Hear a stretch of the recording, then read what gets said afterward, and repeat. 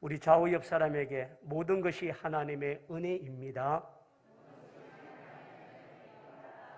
할렐루야. 오늘 사도행전 12장을 통하여서 함께 나눌 말씀은 5절 본문 속에 있는 간절히 하나님께 기도하더라 라고 말씀합니다. 사도행전 6장에 보면 사도들이 말씀을 전무하는 일을 하지 못하게 되어져서 7 집사님을 선별하셔서 구제와 도움 섬기는 일을 위해 세워집니다. 그리고 사도행전 7장에 오면 그때 7 집사님 가운데 한 분이었던 스데반 집사님의 순교의 사건들이 일어납니다. 스데반의 죽음은 종교적인 권력과 힘을 가진 유대교회에서 스데반을 차명을 하게 되고 죽인 것입니다. 스데반의 죽음 이후에 오순절 마가다락방 성령 충만을 받았던 모든 믿음의 사람들이 오직 성령이 너에게 임하시면 너희가 권능을 받고 예루살렘과 유다와 사마리아와 땅끝까지 이르러 복음의 증인이 되라고 하는 이 명령을 받았지만 그들은 예루살렘을 떠나지 않았습니다.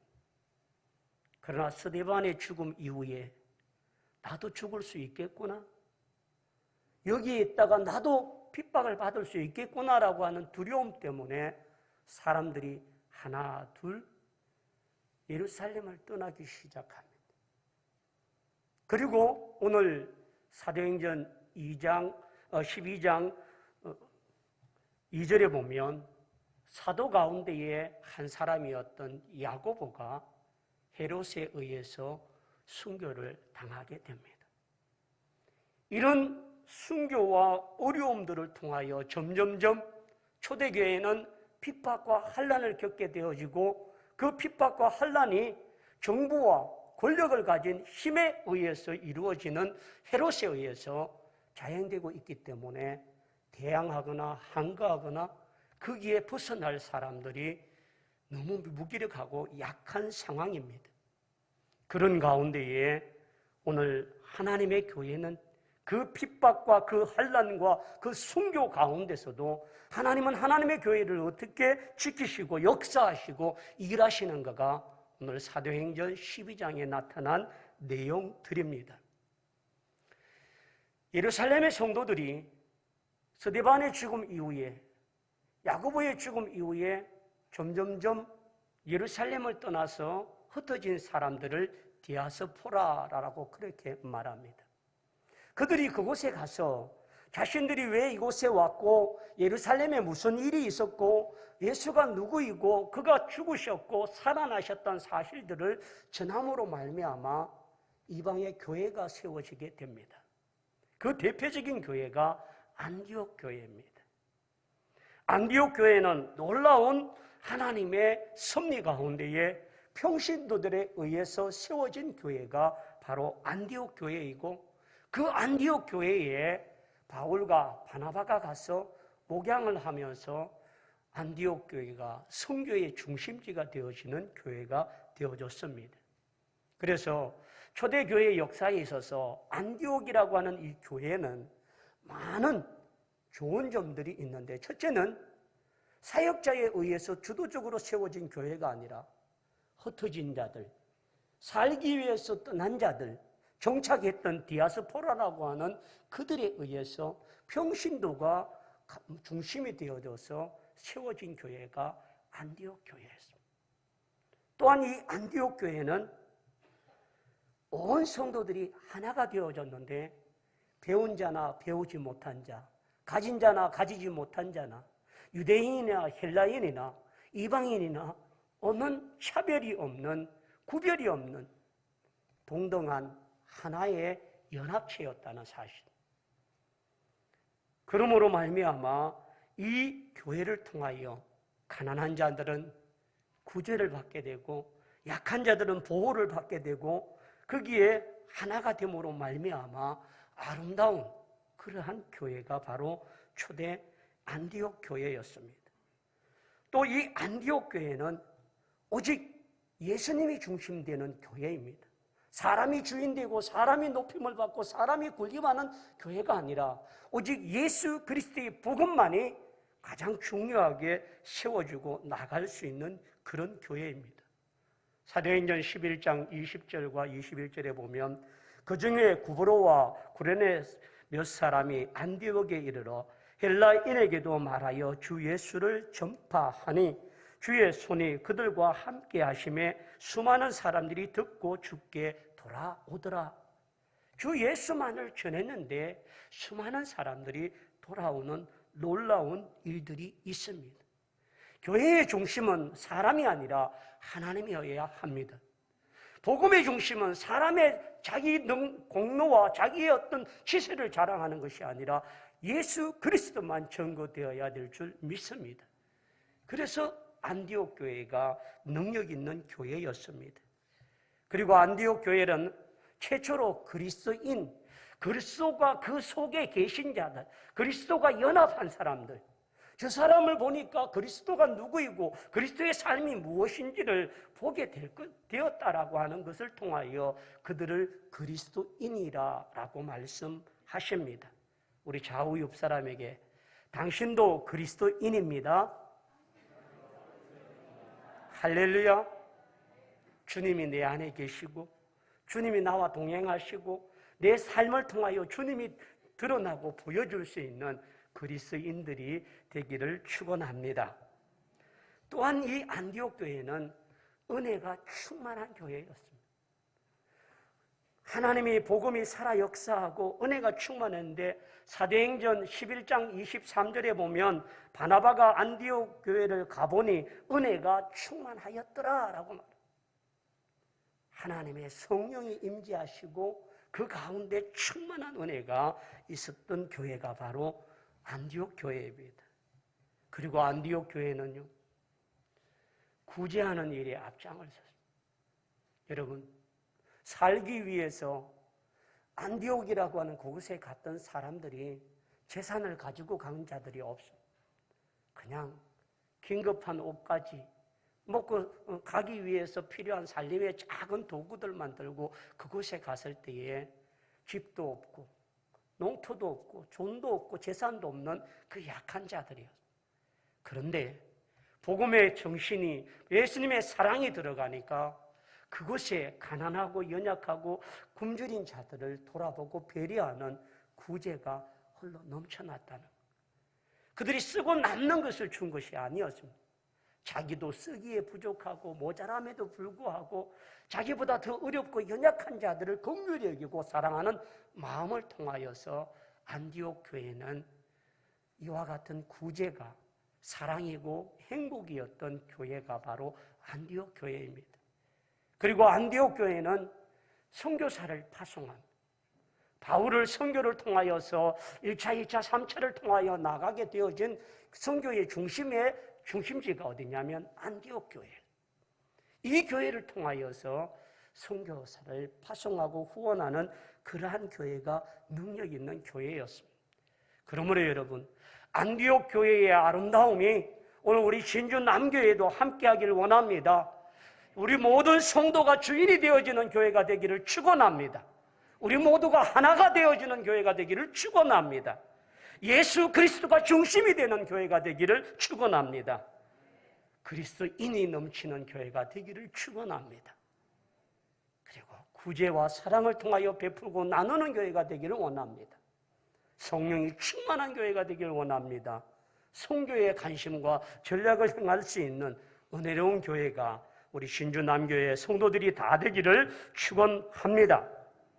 자, 그렇다면 오늘 12장 1절에 보면 그때에 헤롯 왕의 손을 들어 교회 중에 몇 사람을 해하려 하여라고 말합니다. 이 그때라라고 하는 그때는 바로 이 선교를 통하여 하나님 앞에 스데반의 선교 이후에 그리고 많은 사람들이 어려움을 겪고 있는 그때를 이야기합니다. 헤롯 왕이 자신이 이와 같이 권력을 가지고 힘을 가지고 있다 보니까 헤롯이라고 하는 왕은요, 유대 분봉왕으로 임명된 자입니다. 그는 유대를 다스리기 위해서 유대 땅에서 유력한 종교 지도자들, 바리새인과 사두개인들과 그런 제사장과 서기관들과 율법사들의 도움을 받아서 자기가 분봉왕으로서의 정치를 편하게 하기 위해서 그들과 결탁을 했습니다. 그리고 그들이 원하는 것이 무엇인지를 알고 거기에 맞추어서 나가게 된 사람이 바로 헤롯입니다. 근데 이 헤롯이 바로 그와 같이 야고보를 죽이고 난 이후에 야고보의 순교를 통하여서 기독교인들은 두려움과 공포에 떨리게 되고, 이걸 기뻐했던 종교 지도자들은 헤롯이 잘한다고 칭찬을 하고 격려해주고 인기가 점점 높아갑니다. 그렇게 되니까 헤롯이 마음이 달라, 유대인들이 이걸 하게 되니까 나기를 두려워하는구나.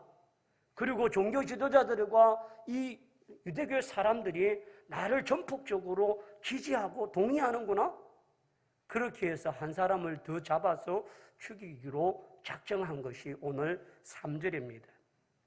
유대인들이 이 일을 기뻐하는 것을 보고 베드로도 잡으려 할 때는 무교절 기간이라 라고 말합니다. 여러분, 베드로가요 감옥에 3번이나 들어갔습니다. 첫째는요, 나면서 안전병이 되어서 성전 미문에서 구걸하던 자는 온갖 금은 내게 없으니라 내게 있는 나사렛 예수 이름으로 명하노니 일어나 걸으라고 말했던 그것 때문에 베드로가 감옥에 갇히게 되었습니다.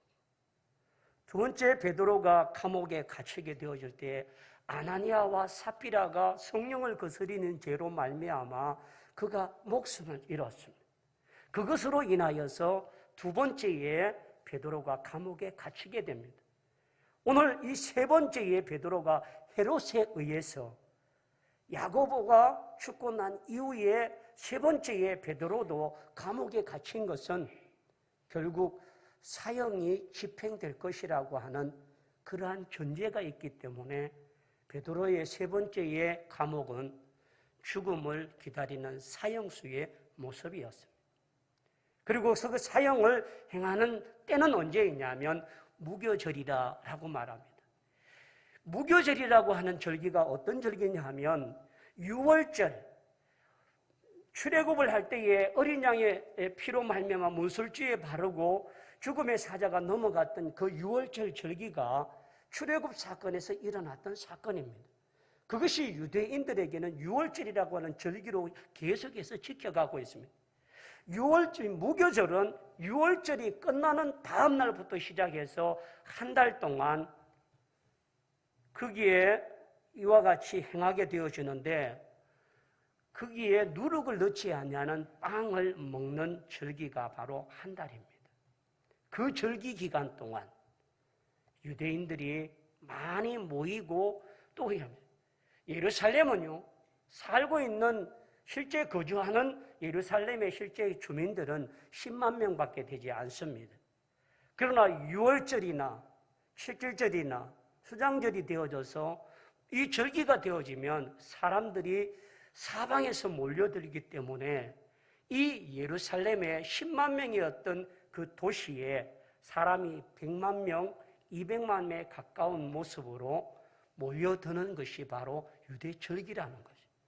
자, 그렇다면 무교절이라고 하는 이 절기에 사람이 100만 명, 200만 명이 모여드는 그때에 베드로를 보는 앞에서 죽게 만들면 헤롯 자신의 권위와 힘이 사람들 전체에게 보여지기 때문에 자기가 유대 분봉왕이라고 하는 그 힘이 이런 힘을 갖고 있다라고 하는 걸 보여주는 교훈이 되고, 두 번째는 자신을 지지하고 있는 유대교의 사람들이 자기를 더 협력할 거니까 자기의 앞으로의 치세와 자기의 나가는 모든 정치와 행하는 모든 행보가 평평한 대로가 열릴 수밖에 없는 것들을 감안했던 것입니다. 그래서 오늘 3절 하반절에 보면 베드로도 잡으려 할 새에 때는 무교절 기간이라 잡음에 옥에 가두어 군인 내식인을 내 패에 맡겨 지키고 군인, 자 여러분 저를 봐주십시오. 유대인들이 로마 시대에 죄인들이 감옥에 들어가게 되면 그 감옥 들어가서 극한 죄를 지은 죄수에게는 2명을 붙여줍니다. 그 2명을 붙여줄 때 어떠냐면 우측에 팔에 작고를 메어서 쇠사슬로 여기에 묶고 또 옆에 있는 군인이 쇠사슬로 묶습니다. 발도 그렇게 해서 양옆에서 2사람씩 한조가 되어져서 그를 지키고 그가 도망가지 못하도록 옆에서 군인들이 그를 지킵니다. 근데 한 조가 4명인데 그 4명을 4개조로 했다라고 하는 말은 베드로를 지키고 파수하는 군인이 16명이라는 이야기입니다. 그러면 왜 베드로를 감옥에 갇혀 있는 베드로를 이 4개조의 4명씩 16명의 군인들이 포위하고 그를 지켰을까라고 하는 거예요. 자, 그것은 하나님께서 만드신 과거에 베드로가 행했던 일들 때문입니다. 자, 볼까요? 사도행전 5장 18절과 19절을 한번 보십시다. 사도행전 5장 18절과 19절 사도들을 잡아다가 옥에 가두었더니 19절 주의 사자가 밤에 옥문을 열고 끌어내어 이르되 헤롯이 지금 무엇을 이야기하냐면 과거에 베드로를 잡아서 옥에 가두었는데 주의 사자가 나타나서 그들을 풀어주었다는 거죠. 헤롯은 지금 정치적으로나 자기의 모든 전략적인 모든 면에서 무교절에 베드로를 순교자로 만들고 사형을 집행함으로 말미암아 자기의 왕권을 강화시키고 종교적인 지도자들의 도움을 받으려고 하는 그 중요한 일을 하기 때문에 죄수가 도망가면 안 된다는 거죠. 그렇게 해서 4명씩 4개조로 해서 16명이 한 죄수를 지금 집중적으로 감시를 하고 지키고 있습니다. 자, 그런 면에서 이 헤롯에 의한 정치적이고 종교적인 탄압과 목적은 베드로를 반드시 죽이겠다라고 하는 목표와 목적이 있다는 것. 여러분, 코로나19가 기독교가 정부와 의회에서 주도적으로 정말 많은 핍박을 받았다는 사실을 지나고 보면 알지 않습니까? 교회에 예배에 자리 1칸 띄우고 2칸 띄우고 앞에서 찬양하는 1사람 2사람 세워진 것까지 다 사진을 찍어서 하라 말라 했던 그런 초기의 일들을 우리가 얼마나 많이 경험했습니까? 8.15 광화문에 모였던 사람들로 인하여 기독교가 전국에 코로나를 확산했다고 얼마나 언론이 방송을 하고 매도했습니까? 그리고 신문 기자들은 교회에 몰래 들어와서 몰래 카메라를 찍고 교회 안에 자석이 떨어져 있음에도 불구하고 정말 불꽃 같은 눈으로 교회를 비판하고 비난했던 그들의 눈과 모습은 지금 대선 후보자들이 몰려다니고 있는 거기에 거리두기가 지켜지고 있습니까? 방역이 제대로 되고 있습니까? 교회는 그렇게 매도하고 모든 언론이 한꺼번에 그렇게 교회를 향하여 주도적으로 행했던 이 정부. 대선 앞에서는 아무런 말도 모이지 말라고 하는 모습에도 식당은 제재를 하고 있지만 대선의 그 연설장에는 밀착 접촉을 해서 그렇게 하고 있는 모습들. 이처럼 어떠한 모습을 가지고 권력에 의해서 밟히고 힘들어 할 때에 밟혀지고 힘드는 것은 엄청난 어려움을 겪고 있습니다. 코로나19가 저는 교회가 어려움을 겪고 도리어 회개의 기회가 되고 또 코로나19가 끝나고 난 뒤에 정말 교회가 과거에 짓밟혔던 그 모든 모습에서 회복되어지고 그리스인이라고 하는 그 모습으로 사람들에게 드러내 보이기를 원합니다. 그러기 위해서 우리 스스로도 방역과 모든 일을 하지만 예배가 그들에 의해서 사라지고 중단되지 않도록 우리가 기도하고 나아갈 수 있는 은혜가 있길 원합니다. 이와 같은 헤롯에 의해서 주도적인 핍박이 왔을 때에 초대교회 성도들은 무엇 했을까요? 자, 오늘 말씀을 보길 원합니다. 5절입니다. 다 같이 한번 할까요? 이에 베드로는 옥에 갇혔고 교회는 그를 위하여 간절히 하나님께 기도하더라. 아멘. 선지자, 제자, 예수님의 제자 가운데 첫 순교자가 바로 야고보였습니다. 우리의 아들이라고 하는 그런 야고보. 변화산상에서도 베드로와 요한과 야고보 세 사람이 주님과 함께 올라갔던 그런 특별한 사랑을 받았던 야고보. 그의 순교는 많은 사람에게 고통과 아픔이었고 어려움이었습니다. 예루살렘 교회, 초대 교회가 3,000명이 회개하고 돌아오고 5,000명이 회개하고 돌아와서 부흥의 역사가 일어나고 있는 이쯤에 사단은 권력에 의해서, 정권에 의해서, 헤롯에 의해서 정략적으로, 정치적으로 핍박을 가하고 이제 예수님의 수제자였던 베드로를 옥에 가둬놓고 16명의 군인들을 붙여서 절대 도망가지 못하게 만들고 무교절이라고 하는 절기가 되어지면 사형을 집행하는 날이 다가오는 이것을 아는 주님의 백성들은 어떠했을까요? 그들의 기도는 그를 위하여 간절히 하나님께 뭐 했다고요? 기도하더라. 여기에서 간절이라고 하는 것은 힘써서 기도했다. 예수님이 겟세마네 동산에서 땀이 핏방울 되도록 기도하실 때에 간절히 기도한 것이 바로 피가 날 정도의 기도였다라고 하는 것입니다. 초대교회 성도들은 베드로의 순교 직전에 정말 위기를 만나고 있는 이 교회가 할 수 있었던 것은 오직 기도밖에 없습니다. 그것도 간절히 하나님 앞에 도움을 구하고 하나님의 은혜를 구하기 위하여 기도했던 그 기도의 힘, 그 기도의 간절한 뜨거움, 그 기도가 하나님께 하나가 되어지는 놀라운 역사가 있는 줄 믿습니다. 여러분, 우리 또한 환난을 겪고 어려움을 겪고 질병을 겪고 많은 위기를 겪을 때가 있습니다.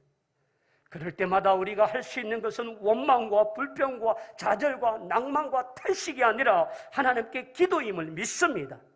우리 모두도 하나님 앞에 이와 같은 기도를 통하여 환난을 통하여 도리어 기도의 무릎이 강해지는 기회가 되기를 원합니다. 시편 50편 15절에 환난 날에 나를 부르라 내가 너를 건지리니 내가 나를 영화롭게 하리라 라고 말씀하고 있습니다. 그러므로 여러분, 환난 중일지라도 그 환난이 어떤 개인적이든 육신적이든 상황적이든 환경적이든 물질적이든 대인관계이든 어떤 것이든 그것을 가지고 하나님 앞에 부르짖는 기도의 종들이 되기를 축원합니다. 기도는 혼자만 한 것이 아니었습니다. 베드로를 위하여 그들은 합심하여 도구 기도를 하였습니다. 같은 마음을 가지고 간절하게 기도할 때에 그 기도의 능력과 기도의 응답이 역사하는 능력이 있는 줄 믿습니다. 그러므로 여러분, 우리가 코로나19로 인하여 어려움을 당하는 자들이나 때로는 질병을 통하여 고통당하는 성도를 위하여 기도하는 것, 어찌 보면 그 기도가 아무것도 아닌 것 같고 나 한 사람이 기도한다고 바이러스가 없어질까? 나 한 사람이 기도한다고 암덩어리가 사라질까? 나 한 사람이 기도한다고 그 큰 문제가 해결될까? 나 한 사람이 기도한다고 경제적으로 어려운 그에게 도움이 될까? 여러분, 기도는 하나님을 움직이는 능력이 있는 줄 믿습니다. 하나님이 역사하시고 응답하시면 하나님이 환경과 모든 상황 속에서도 뛰어넘는 역사와 능력을 베풀어 주시는 줄 믿습니다. 기도를 통하여 하나님 앞에 간절히 기도했던 그 기도가 하나님이 연락되셨습니다. 여러분, 7절 말씀을 한번 볼까요? 우리 다 같이요. 호련히 주의 사자가 나타나매 옥중의 강채가 빛나며 또 베드로의 옆구리를 깨워 이르되 급히 일어나라 하니 쇠사슬이 그 손에서 벗어지더라. 천사가 이르되 띠를 띠고 신을 신으라 하거늘 베드로가 그대로 하니 천사가 또 이르되 겉옷을 입고 따라오라 한데 베드로가 나와서 따라갈새 천사가 하는 것이 생시인 줄 알지 못하고 환상을 보는가 하니라. 여러분,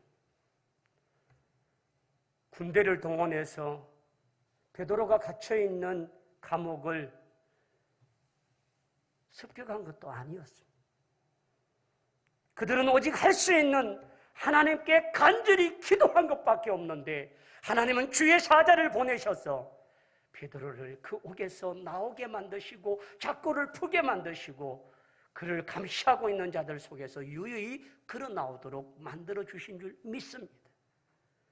오늘 10절 말씀에 이에 첫째와 둘째 파수를 지나 시내로 통한 세문으로 이르니 문이 저절로 열리는지라. 나와서 한 거리를 지나며 천사가 곧 떠나더라. 무엇의 역사일까요? 기도의 역사입니다. 믿는 자의 기도는 역사하는 힘이 많고 믿는 자의 기도는 하나님의 응답이 이루어지는 줄 믿습니다. 오늘 우리의 기도에 하나님의 역사하시는 능력의 기도가 되기를 축원합니다. 기도가 하나님의 축복의 문을 여는 통로가 된 줄 믿습니다. 기도가 우리의 결박을, 우리의 갇힘을, 우리의 모든 억압을 풀어주는 능력이 되는 줄 믿습니다. 그래서 믿음의 기도는 능력이 있는 기도라라고 말씀하십니다. 히브리 11장 6절에 믿음이 없이는 하나님을 기쁘시게 하지 못하나니 하나님께 나아가는 자는 반드시 그가 계신 것과 또한 그가 자기를 찾는 자들에게 상 주심을 믿어야 할지니라 라고 말씀합니다. 그러므로 여러분, 우리의 기도가 도구 기도를 저희가 카톡으로 올려드릴 때가 있습니다. 긴박하고 절박할 때가 있습니다.